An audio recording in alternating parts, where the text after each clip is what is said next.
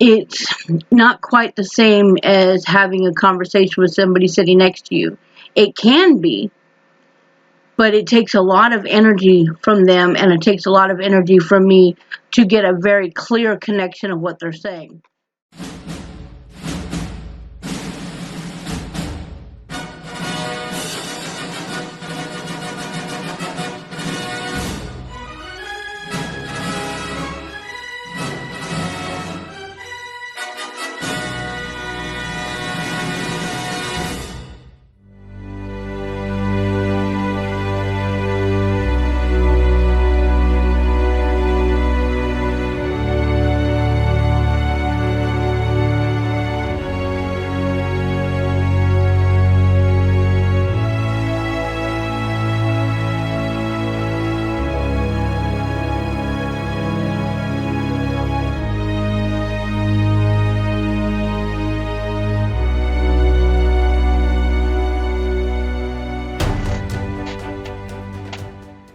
Hi, Phoenix family.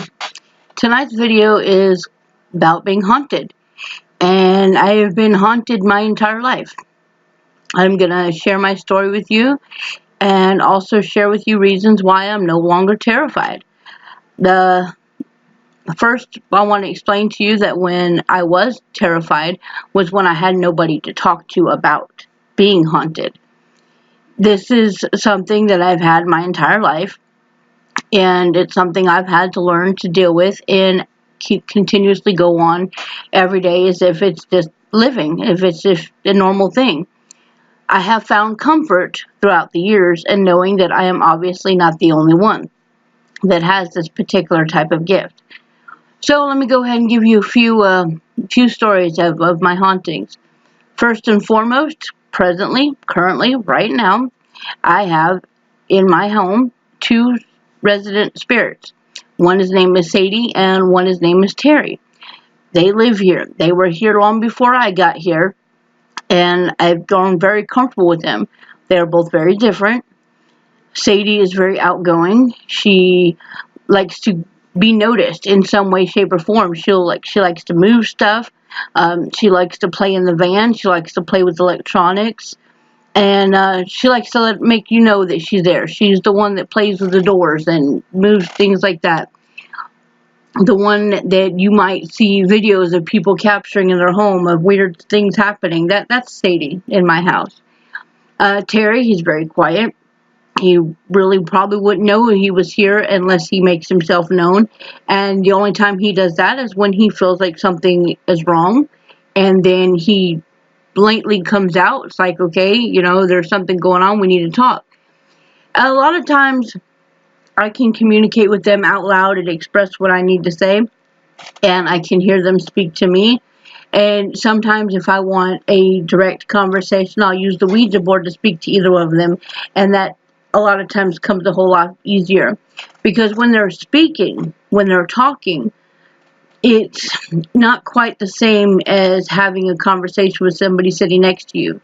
It can be, but it takes a lot of energy from them, and it takes a lot of energy from me to get a very clear connection of what they're saying.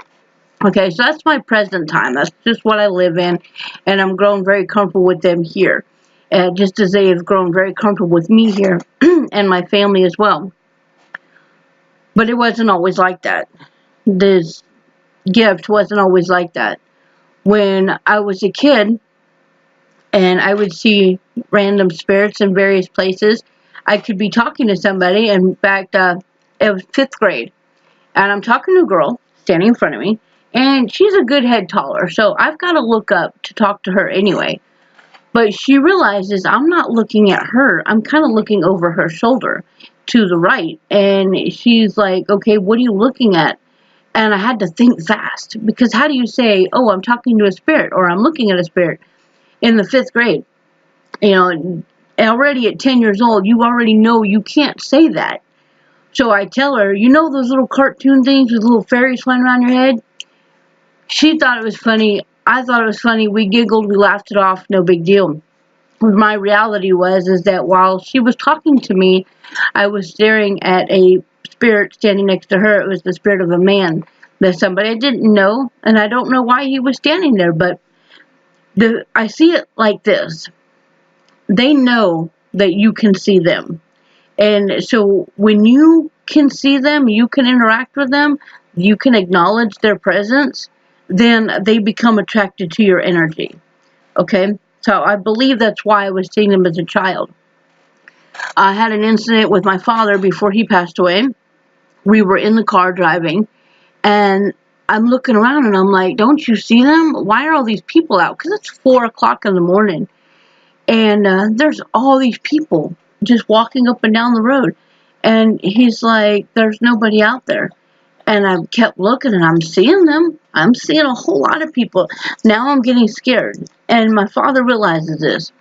And he pulls over and he goes, baby, what do you see? So I tell him exactly what I see. And there's a lot of people and they're just walking up the road and I don't know what they're doing. It seems like they're kind of lost, whatever. And he then explained to me that it was a special gift. And that anytime I saw anything like that, could go to him. Well, unfortunately, my father died about not even a year after that. So I really didn't get to talk to him much more afterwards, of course. That spirit experience, it scared me, but because he was there and because I could openly tell him this is what I'm seeing, it was easy to let go of the fear. Like, I wasn't scared. I was comforted in that moment with him being right there. And my dog is playing with the curtains. um, and then more and more stuff started happening in my teens. I think the teen years is where I got terrified. My father wasn't there. There was nobody I went to school with. There was no teachers, no parents, nobody that I could speak to, be like, this is what I'm seeing. They come to talk to me. They come to visit with me. I was beginning to learn more and more about my divination practices, and I could use this gift to enhance divination, whether it be oracle, Ouija, tarot, or anything like that.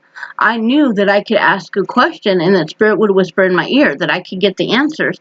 And that was extraordinary. That was just like mind-blowing. Something I was like, oh, this is great. I love this. But who can I tell? Who can I share this with that they're going to believe me? And remembering that I'm a teenager, oh, I'm going crazy. This is what they mean by hearing voices and seeing things. So then that created such a fear that I began to fight to block it out. Like, I would close my eyes and I would will it with everything in me. I don't want to see it. I don't want to hear it. I don't want to know it. I don't want to see it. I don't want to hear it. I don't want to know it. And it wasn't them that I was afraid of as much as I was afraid of society and how they would deal with what I could see, what I could hear, what I knew. And that terrified me. I was terrified of the people. I was terrified of the reaction of what would happen to me. All right, so I fight and I block it out. And then I've got a good gap in there where I remember not much of anything happening. And that's such a strange thing to be able to remember, because it's always been there. For as far back as I could go, I've seen spirits in one form or another, whether just walking down the street and seeing one standing there, talking to a friend and they're standing next to me, to walking through the mall and seeing a spirit come out of the store, to suddenly I can't see them. And not seeing them, not hearing them, and realizing that if I did, or if I expressed this, what terrible things could happen to me. It was a good time, or, at least I felt that way. But I got a little bit older, into my 20s, and I was well finished with all my Celtic studies and my Druid studies, and now I was to the point where I could start teaching. At the point of realizing that I had finished all of this study, we're talking 15 years of study, and that I was now had the capability to teach, that I had the capability to be leader, then I couldn't wait to put this information out there. But I also felt that hole, like that gap, like something was missing. How can I step forward and teach something if I don't feel like I'm fully where I'm supposed to be? So I came to the decision, I'm ready. I'm ready to see, I'm ready to hear, I'm ready to know. And it wasn't as easy as just saying those words. I had to truly believe it. I had to put it out in the universe. So I sat myself down in front of a mirror and I lit myself a candle because I love working with fire and putting my focus out. So I sat in front of a mirror and I put a candle between me and the mirror.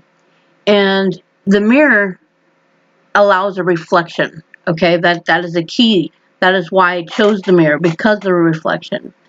And I used the mirror to give me sight while using the fire to draw from and to project to. Okay, so I turned to the mirror with my lit candle and I'm focusing on the flame, not myself that's in the mirror. I'm more focused on the flame.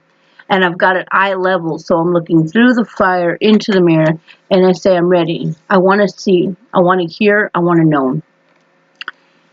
It didn't happen right away. It was kind of slow at first. And I could realize that this hole that I was filling, this gap that I was filling, was, for lack of better words, my power returned, my gift returned. The block had been lifted. And I was accepting of this. I was ready to go with it. Then it kind of came in kind of harsh and fast, and I got scared again because I don't have anybody to talk to. So the first one that really freaked me out really bad, as I was reaching into the cabinet for my desk, I got my hand going this way, and I'm reaching in to grab a file. And the spirit entity in the house at the time grabbed my hand. And that contact, I was not expecting it. Honestly, it wouldn't have mattered if they were alive or not. The fact that contact came from my desk when I wasn't expecting it scared me, and I screamed and I freaked out. My husband comes running in, and he's going, what's going on? What's going on? So I tell him that the spirit just grabbed my hand. Needless to say, I was laughed at and poked fun at. All right. So now I've opened this door again. I've released this block so I can see, hear, and know. And I'm now back in the same position I was years ago. I can't tell anybody. Then we have another incident where my husband is involved in. And just like I'm sitting right here in front of the camera, I was sitting in front of my computer and my husband was sitting to the right side of me. And we're actually on the computer playing a game together. It was like some kind of word puzzle game, and he was doing the typing. I would yell a word out or whatever, and he'd type it in. We're trying to beat the clock, whatever. Okay, so we're playing this game, and I feel like somebody's standing behind me. So naturally, I do like this. I go to look to see, who's standing behind me. The children at the time were all in bed. This is late at night, and the children were young, real little, so they were all gone to bed. But I turned around thinking maybe it was one of my kids, and it wasn't. It was a full apparition of a woman, and it looked like maybe a pink dress, and she had long brown hair, and she was not looking at me. She was actually looking right at my husband. I couldn't say anything. I was just floored. Just this full apparition is in my house, right behind me and walking towards us. I want to say there's a spirit behind you, but I've learned all these years that you can't. I can't say this. So the fear is building up because I don't know what's going to happen. All right, well, she reaches over and she places her hand like this on his shoulder. He jumps. He goes and looking this way. And now I can say it. Now I'm excited. I'm like, you felt it. You felt it. She touched you and you felt it. So he's like, what are you talking about? All right. Now I can tell him. So I explain to him. We're playing the game.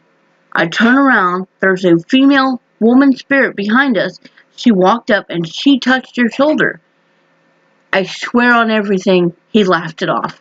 Just shrugged it off like it was nothing. It was crushing. Just like, oh, devastatingly crushing. Because why can't you see? Why can't you feel what I feel so I can at least talk to somebody about this? And why do you have to laugh at me? Because now I'm thinking back again that I'm crazy again. I did this whole mirror spell thinking that having this gift would be a relief, would make me stronger, and oh, I guess I'm just crazy. Okay, so that that one was kind of big to where I felt like maybe I could try to talk to other family members.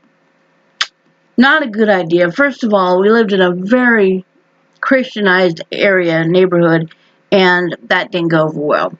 Most people just, she's telling a story, they brushed it under the carpet, made it disappear, and some others wanted to preach to me about evil. No, that didn't fly, so I just played it off and let it go.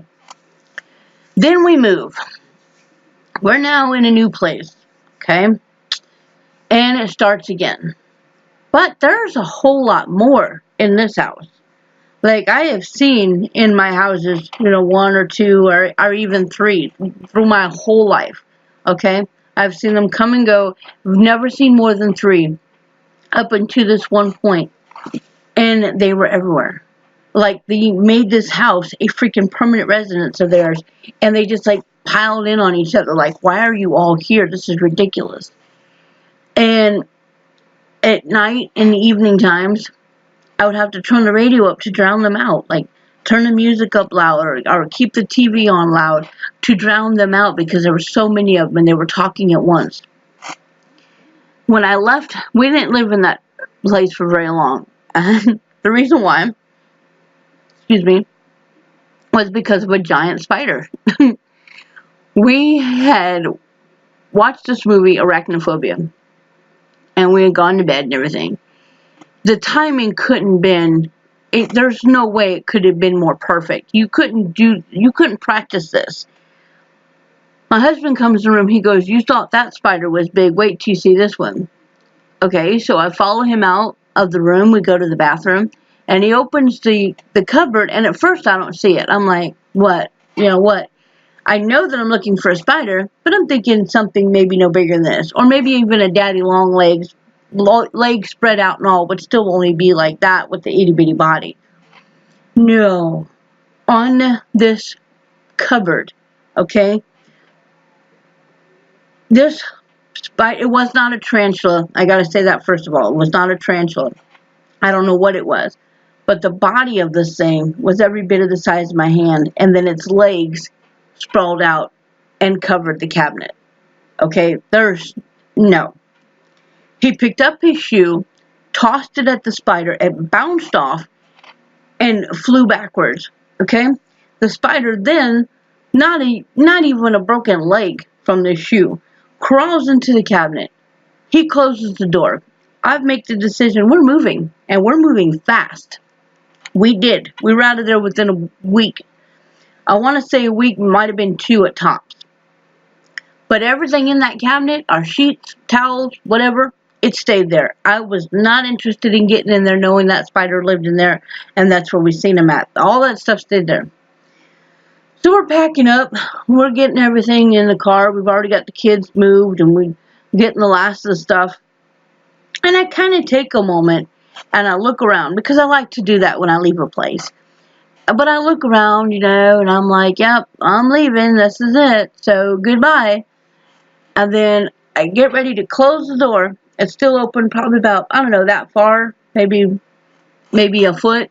It's still open, and very loud and very clear. Goodbye, Angel. I close the door really quick, and I go run into the truck.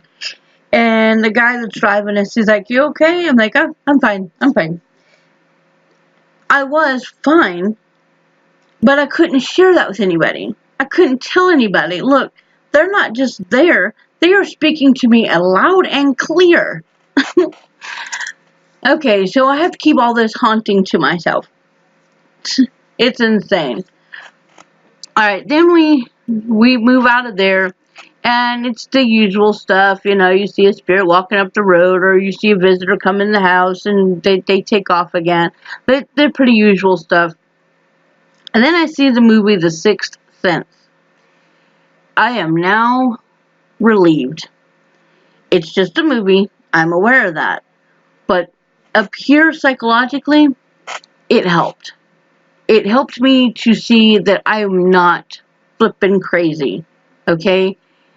That gave me a starting point to work with, because growing up, the very few people that I was able to speak to, that, oh, you see ghosts, you see spirits, are they crazy? Am I crazy? What is this? Are they entertaining the ideas of a child? Being an adult and seeing this kind of stuff, and seeing that a movie was made about it, there's a great possibility that this is something that's out there. This is something that I can grasp a hold of and start to embrace, okay? With that, when I started to feel like I could embrace it, and that I was just going to be like, I don't care. I'm not going to be this kid like in the movie that's running and hiding and scared of everybody like I was growing up. I am going to express, yep, I see spirits. Yep, I talk to spirits. And I'm going to accept the fact that you're either going to run away and think I'm crazy, you're going to try to talk me into believing that I'm crazy, or you're just going to deal with it. Whatever the case might be, I was no longer going to care, because I felt like part of this haunting, whatever you want to call it, needed to be embraced in some way, because I've got to live a life as normal as possible. Then I met a lady that brought the word to me, seer. In all of my years of study, nobody ever told me about this word seer. So I looked it up, and I got all the information I could on it, on the gifts of seeing and feeling and hearing, and feeling the earth move, and seeing spirits, and all these different things that a seer can do. And I thought, wow, not only is it real, and I'm not crazy, but it has a freaking name. That was the absolute where I'm no longer terrified. They can still make me jump out of my skin. You walk out of your room in the middle of the night and you see a spirit standing in the hallway that you were not expecting. Yeah, it's going to make you jump out of your skin. But then it's like if I had seen my sister kind of thing, like, oh, damn, you scared me. And then you just go on and do what you do. Movies, Hollywood, and society have made this gift terrifying. Because if you hear or see anything, first of all, you're crazy. That's the first thing. Secondly, religion is such a huge factor in all of this. Even if you don't realize it, that Hollywood and religion is drilled into your brain as a child, so that you are taught to believe that any spirit activity, whether you can visually see the full affirmation or not, but you can see things moving, or you can hear a voice or anything like that, you are taught that the house is haunted in an evil way, that it is something terrible going to happen in the house.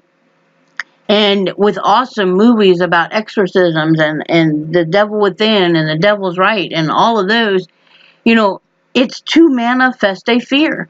Because when they manifest fear, we're excited about it. We're excited about being afraid. So why the hell not? Why not take that fear, build on it, because it creates fan base. At the same time, with what Hollywood is doing and what religion is doing and teaching you that every spirit activity is evil, you are literally taught to be scared. I was taught to be scared because the very few people that I could talk to was such a small number. Compared to this, with all the rest of society, it's terrifying. It is absolutely terrifying. I have talked to so many people, live people, that tell me all these horrendous stories of these spirits and everything. I'm like, how? How? Why? When? Where? What? Okay, not only do I see them and hear them and speak to them, but I use divination tools all the time to work with them. I have very successful rate in reading for people because I have the assistance of spirit to work with me on doing readings and doing my divination. I've had them touch me. I've had them reach out and things like that. And I've had them act like toddlers in the house and, move stuff. but they're not evil. There's never been a possession of anything like that I've ever seen, ever. And that is one of my things that I research. I want to know about these people that are saying that not only are they haunted, but they are possessed. But I want to know. I want to see this. Because I never have. All of it's all been either psychological, neurological issues, or somebody pulling a fucked up prank. Okay? That's the reality of it. So YouTube videos all over right now are YouTube pranks. And because of the way society was taught to think and act about spirit activity, they are taking these videos and they sincerely fall for it. And it's, it's just crap. Okay, so where was I? Oh, we were talking about the spirit hauntings. Okay, so that is my haunting. That is why I was afraid and why I'm not afraid now, because I've just kind of embraced it. I've come through it and this is where I'm at. If you have any questions or concerns or anything like that, please comment on the video and I'd be glad to answer and correspond with anything that you have to say or want to know about. Spirit communication, to my experience, and I have 40 years of experience, is not evil. They can be a pain, they can be noisy, but they're not evil, okay? And I guess the last part I want to cover before I close out of here is that it doesn't matter what religion they believe in while they're alive, okay? Because when they're dead, they're just here on earth. They're here on earth until they reincarnate. That's the way it is. And I know this because of how many spirits I've talked to and I have seen. And that's the reality of it. However, in fairness to that, if somebody passes and a certain religion meant something to them and I'm remembering them, then I might leave a piece of a, memorable piece of that religion in their little altar or little space because I'm remembering them on the things that meant something to them. Okay? But once they actually leave their shell and they leave that altar and those pieces, that's because that's what they believed in as a live person. Once they passed on, the spirit stays here on earth until it reincarnates. Okay, so that's it, guys. I love you. Thank you for letting me tell you my story. Have a good night. Mwah.